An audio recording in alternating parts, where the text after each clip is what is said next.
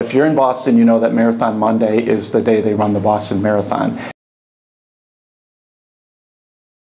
I work at a downtown Boston emergency department, and it tends to be one of the busiest days of our year. We start to see illnesses, marathon-related illnesses, both in runners and in spectators. I remember working one year, and a 25-year-old man came in with his family and his girlfriend, and he had completed the marathon. He completed hours earlier and was feeling lightheaded, weak, dizzy, and just not very well, so they decided to seek emergency care. We immediately went to work. We started an IV and sent some labs off.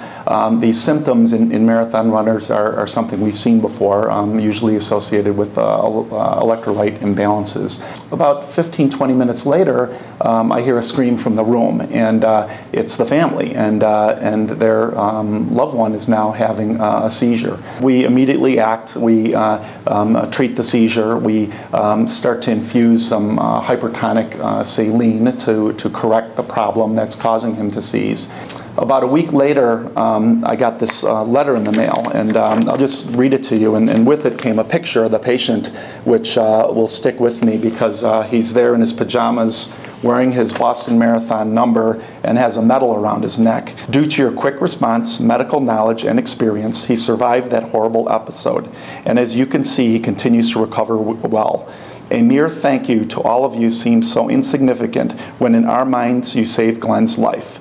We may not remember all of your names, but we will never forget your faces, your care, and your concern. All the best, Glenn's mom. I keep this picture and this letter on my wall in my office mainly to remind me of two things. One is how fragile life can be and how things can change very quickly. And the other is to remind me of the impact that we as emergency physicians can do on our patients.